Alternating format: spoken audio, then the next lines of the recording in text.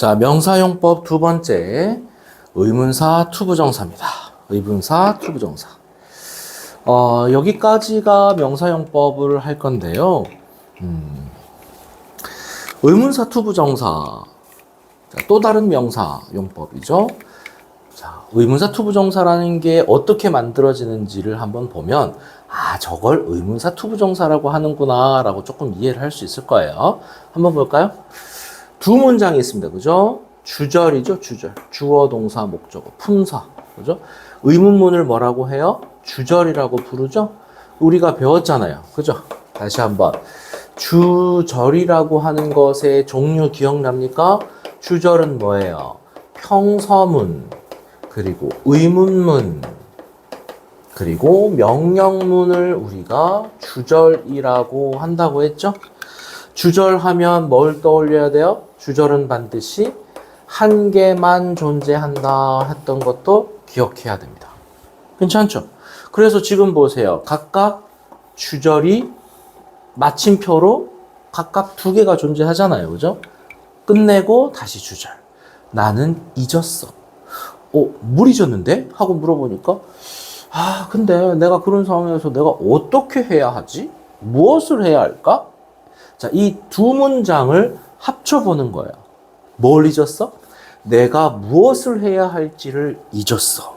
그래서 여기 주어 동사 뒤에 지금 목적격 자리에 이렇게 원래 의문사였던 것이 의문문이었던 것이 이런 걸 우리가 의문문이라고 하니까 목적격 자리에 들어가는 거 알겠죠? 자, 그런데 목적격은 품사가 뭐만 될 수 있다? 목적격은 명사만 될 수 있잖아. 그죠? 그러니까 이렇게 의문문인 것을 명사절로, 주절인 의문문을 명사절로 바꾼 것을 우리가 간접 의문문이라고 불러요. 간접 의문문. 기억하자. 다시 한번 뭐라고? 간접 의문이 뭐라고? 원래는 주절이었는데, 원래는 주절이었죠. 의문문이니까. 야, 내가 무엇을 해야 해? 라고 한 주절이었어요. 주절인 의문문을 뭘로 전환했다고요? 명사로 전환한 것을 우리가 뭐라고 한다? 간접 의문문이라고 한다. 기억하자. 간접적으로 물어보는 거야. 간접적으로. 그냥 대놓고 물어보면 되는데, 야, 너 뭐 해야 되지? 이렇게 물어보면 되는데, 난 뭐 해야 될지 모르겠네. 내가 뭐 해야 될지 까먹었어. 알려달라는 거죠. 그죠? 직접 대놓고 말하기도 좀 민망할 수도 있고, 여러 가지 이유가 있겠죠? 자, 주절인 의문문과 간접 의문문의 차이를 아시겠어요? 괜찮죠? 다시 한번. 이렇게 우리가 일반적으로 물어보는 의문문을 주절이라고 한다고 그랬죠? 주절의 세 가지 종류 기억해야 돼요. 그죠? 주절은 반드시 하나만 존재합니다. 그런데 그 주절인 의문문을 명사절로 전환시켜서 주어나 목적격 자리에 쓴 것을 간접 의문문이라고 부른다. 괜찮죠? 자, 여기에서 우리가 문법적으로 한번 정리하고 C로 갈게요. 의문문에서는 당연히 우리가 의문문 어순을 따르죠. 의문문 어순은 말의 순서. 어떻게? 이게 주어고 조동사가 앞으로 나갔네. 의문문이니까 의문문 어순을 따르고 있잖아. 그죠? 근데 간접 의문문은 지금 보세요. 이게 의문문이 아니라 평서문으로 바뀌었죠. 그래서 간접 의문문에서 우리가 반드시 기억해야 될 건 간접 의문문은 평서문으로 어순을 정리한다는 거예요. 평서문으로 어순을 정리한다. 그러니까 여기는 보세요. 주어 뒤에 동사가 나갔잖아. 평서문. 그래서 의문문 어순과 간접 의문문, 의문문과 간접 의문문이 의문문 어순과 평서문 어순이라고 하는 이 차이가 있다는 거예요. 그죠? 머릿속에 기억해야 돼. 중학교 과정에서는 간접 의문문 그러면 평서문 어순, 간접 의문문 그러면 평서문 어순이 굉장히 많이 나옵니다. 꼭 기억하시고. 괜찮아요? 자, C 단계로 가도 되겠어요? C 단계로. 그러니까 지금 A번, B번에서 어떻게 왔어요? A번은 각각의 주절을 각각 따로 말했습니다. 나는 잊었어. 뭘 잊었는데? 이런 상황에서 내가 어떻게 해야 되지? 이렇게 따로 말한 것을 한 문장으로 묶은 거야. 나는 내가 무엇을 해야 하는지를 잊은 것 같아. 어떡하지? 이해되죠? 자, 그런데 마지막 C번에서는 이제 잘 봅니다. 잘 따라와야 돼요. 지금 보니까 주절의 주어인 I와 간접 의문의 주어인 I가 서로 같은 거예요. 이렇게. 그죠? 그러니까 야 나는 내가 뭐 계속 나는 내가 그러니까 좀 뭐라 그래 주체가 같은데 계속 반복하는 느낌이 들죠. 그래서 듣는 사람도 자꾸 이런 표현을 듣다 보면 피로감을 느끼는 거야. 말하는 사람도 나는 내가 계속 이렇게 얘기하니까 계속 답답함을 느끼는 거야. 그래서 주체의 반복을 피하기 위해서 의문사 투부정사를 만든 거예요. 그죠? 주체의 반복을 피하기 위해서 바로 의문사 투부정사를 만든 거죠. 이해했죠? 언어학자들이 하는 말입니다. 언어학자들이 모든 언어에는 주체의 반복을 피하기 위한 문법들이 존재한대요. 그죠? 영어에도 존재하고 한국어에도 존재하고 독일어도 존재하고 한자에도 존재하고 주체가 서로 반복될 때 계속해서 그 주체를 같은 주체를 말하게 되면 서로 피로감을 느끼기 때문에 그 주체를 생략해서 쓸 수 있는 많은 문법들이 존재한다는 거예요. 그죠? 영어에도 지금 그것들을 보고 있는 거예요. 괜찮죠? 네, 이게 바로 의문사 투부정사입니다. 괜찮죠? 정리하면서 추가적인 내용들 한번 해볼게요. 자, A번 한번 보세요. A번. 이 A번을 지금 이렇게 가는 거야. 뭐랑 뭐예요? 주절과 주절이 있었죠. 그죠?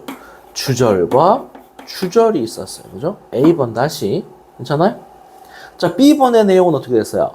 주절인 의문문을 뭐로 만들었어요? 목적격인 명사절로 만들었죠? 목적격은 명사만 될 수 있잖아. 그것을 우리가 뭐라고 한다? 간접 의문문이라고 한다. 그 간접 의문에서 제일 중요한 게 뭐라고? 여기 있었던 평서문 어순이라고 해요. 평서문 어순. 이거 되게 중요하다고 그랬어요. 네. 간접 의문이 뭐라고? 원래 주절인 의문문이었는데 명사로 전환한 것을 간접 의문문이라고 한다. 괜찮죠? 자, C번에 이제 C번 이겁니다. 이거죠. 그죠? 간접 의문문인 명사절. 그죠? 간접 의문문이 명사절이었죠? 이것을 의문사 투부정사로 바꾼 것이죠. 의문사 투부정사로 바꾼 것. 그죠? 왜 바꿨어요? 원래 여기 있네요. 그죠? 의문사 투부정사는 뭐랑 뭐가 같아서 주절의 주어와 그죠? 주절의 주어와 그리고 의문사절의 주어 정확하게는 간접 의문문이죠. 간접 의문사절의 주어가 같아서 반복을 피하고 싶을 때 쓰는 것이 의문사 투부정사다. 그죠? 그러니까 의문사 투부정사를 쓰지 않는다고 해서 주어를 2번 반복한다고 해서 문법적으로 틀렸다라고 말하는 게 아니라 듣는 사람이 또는 말하는 사람이 피로감을 느끼기 때문에 이렇게 쓴다는 거예요. 그죠? 자, 이때 중요한 거 잘 보세요. 또 한 가지 포인트를 잡을 텐데 간접 의문의 정의가 뭐였어요? 주절인 의문문을 명사절로 바꾼 것을 간접 의문문이라고 했었죠? 그런데 그 명사절인 이것을 주어가 같아서 줄여 쓴 것을 의문사 투부정사라고 했잖아. 그러니까 이 의문사 투부정사도 똑같은 목적격 자리에 명사 자리에 그대로 들어간 거 보이죠? 그러니까 의문사 투부정사의 품사를 뭐라고 말할 수 있어요? 위에서와 말한 것처럼 똑같이 명사다. 의문사 투부정사가 뭐라고요? 품사가 명사다. 괜찮아? 명사기 때문에 자 거기다가 씁니다. 의문사 투부정사가 명사기 때문에 똑같이 모든 명사 자리, 그렇죠? 모든 명사 자리에 쓸 수 있는 거죠. 쓸 수 있다. 의문사 투부정사는 명사니까 모든 명사 자리에 다 가능한 거예요. 주어 자리에도 쓸 수 있고 지금처럼 목적어 자리에도 쓸 수 있고 비동사의 SC 자리에도 쓸 수 있고 전치사의 목적격 자리에도 쓸 수 있겠죠? 자, 기억합니다. 의문사 투부정사다. 개념 이해했죠? 왜 의문사 투부정사를 쓰는지도 이해했죠? 의문사 투부정사의 품사가 명사라는 것도 이해했죠? 왜 명사라고 했어요? 간접 의문문이 명사 자리에 있는 것을 간접 의문이라고 하니까 명사 자리에 있는 걸 그대로 줄여서 썼으니까 의문사 투부정사도 명사다. 괜찮죠? 자, 의문사 투부정사에 대해서 우리가 좀 더 구체적으로 한번 정리를 해볼까 하는데 종류를 한번 보세요. 자, 해석이 쉽습니다. what 투부정사, 무엇을 투부정사 해야 할지, which to, 어떤 것을 투부정사 해야 될지, when to, 언제 투부정사 해야 될지, 괜찮죠? where to, 어디에서, who to, 누구를 투부정사 해야 될지, how to만 두 개입니다. 어떻게 투부정사 해야 할지, 그리고 투부정사 하는 방법, 이 두 가지만 좀 신경을 쓰세요.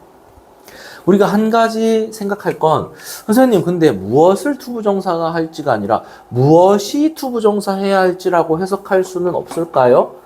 무엇이 투부정사 해야 할지라고 해석하면 안 되나요? 안 돼요. 왜요? 무엇이는 주어잖아, 주어. 아까 의문사 투부정사 왜 쓴다고 그랬어요? 의문사절에 주어와 그죠? 주절에 주어가 같아서 생략했잖아. 그러니까 주어는 무엇이 아니라 원래 있었는데 생략된 거야. 그러니까 무엇이라고 하면 주어가 돼버리잖아. 주어는 의문사 투부정사는 원래 주어가 따로 있었는데 주절의 주어와 같아서 생략한 거란 말이야. 그러니까 전부 다 목적격인 거 알겠어요? 무엇을, 어떤 것을. 이해되죠? 이 가로 해석하면 안 돼요. 네. 이런 것들 선생님 또 잡아줍니다. 자, 위에 있는 내용을 확장하면 이렇게 됩니다.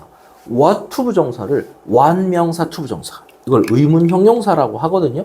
이런 것을 우리가 의문형용사 뒤에 있는 이 명사를 이렇게 꾸며주는 이것을 의문형용사다 이렇게 말해요.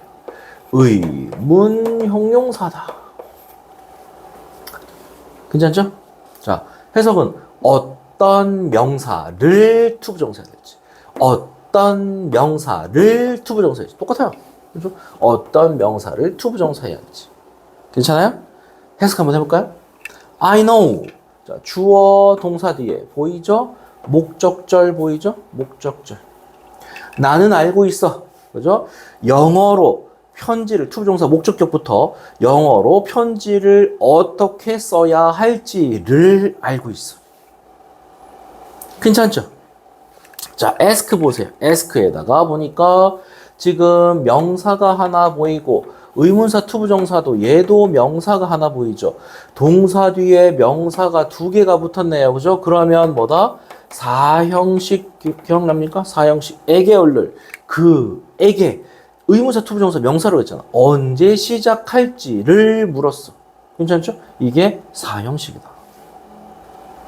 advise도 보세요. 뒤에 보니까 명사, 의문사 투부정사, 명사. 또 똑같은 사형식 됩니까? 그는 나에게 어떤 것을 고를지를 조언해 줬어. 괜찮죠? 자, 얘는 보세요. 의문 형용사로 얘를 꾸며주죠.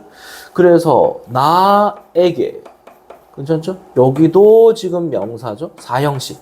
나에게 어떤 길을 가야 할지를 말해주지 않았어. 괜찮아요? 의문사 투부정사죠. 의문사 투부정사. 나쁘지 않죠? 자, 주의점 하면서 마지막으로 한번 마무리를 해볼 거거든요. 의문사 투부정사는 일반 중학교 2학년에서 상당히 많이 나오는 문법입니다. 그래서 아마 너희들이 중학교 2학년이 되거나 하면 반드시 보게 되는 문법이에요. 자, 그래서 이런 것들이 이제 학교에서 나오는 거죠. 의문사 투부정사를 쓰지 못하는 경우입니다. 의문사 중에서도 유일하게 y는 줄여 쓸 수 없어요. y2라는 것은 존재하지 않아요. 두 번째, what 투부정사는 우리가 배웠잖아. 그지? 무엇을 뭐뭐해야 돼. 이거는 가능하죠. 그런데 what 투부정사도 이렇게 목적격이 있어요. 그럼 불가능합니다. 왜? 아까 얘기했잖아. what의 주어가 주절의 주어랑 같아서 생략하죠? 자, 요거 조금만 설명해 볼까요? 그러니까 우리가 어떻게 생겼냐면 what 주어 동사. 이렇게 생겼어요, 원래가. 그죠? 이 what은 원래 목적격을 대신해서 쓴 거란 말이야, 이렇게. 그죠? 그런데 의문사 투부정사를 만들려고 어떻게 했어요? 이 주어와 이 주어가 이렇게 같아서 이것을 우리가 의문사 투부정사로 줄여서 what 투부정사 이렇게 썼잖아요. 이렇게 이거 목적을 쓰면 안 된다. 다시 말하면 what이 목적격 자리에 있었던 거 알겠죠? 그런데 이렇게 줄여 쓴 게 우리가 알고 있는 의문사 투부정사인데 뒤에다가 이렇게 목적격을 쓰면 어떻게 돼요? 그러면 what이랑 이 목적격이 중복이 되죠. 중복. 그래서 어떻게 돼? 얘가 틀린 문장이 된다고. what이 원래 목적격 자리에 있다가 앞으로 나온 건데. 무슨 말인지 알겠죠? 다시 한번. what 투부정사는 가능한데 what 투부정사 목적격은 불가능하다. 괜찮아요? 네. 자, 투부정사는 요거 한번 정리해보자. 지금 명사용법이 끝났기 때문에 형용사용법으로 가기 전에 명사용법을 어떻게 구분할 수 있느냐 할 때 투부정사에서 명사용법만 우리가 눈으로 구분이 가능합니다. 눈으로 구분이 가능하다. 눈으로 어떻게 구분이 가능해요? 바로 위치를 보고 가능하다. 무슨 위치? 주어 자리, 목적어 자리, 비동사의 주격 보어 자리, 그 다음 뭐야? 가진 주어 자리. 이 네 가지 자리에 딱딱딱딱 정해져 있잖아. 이 네 가지 자리에 위치했으면 명사용법이구나. 이렇게 파악하는 거야. 괜찮죠? 그러니까 우리가 투부정사가 명사인지 형용사인지 부사인지를 판별하려면 투부정사를 먼저 무슨 용법인지 명사적 용법인지 먼저 확인을 하고 명사 자리가 아니네. 그러면 형용사나 부사를 적용하는 거예요. 괜찮죠? 자, 투부정사의 용법을 파악하는 게 굉장히 중요합니다.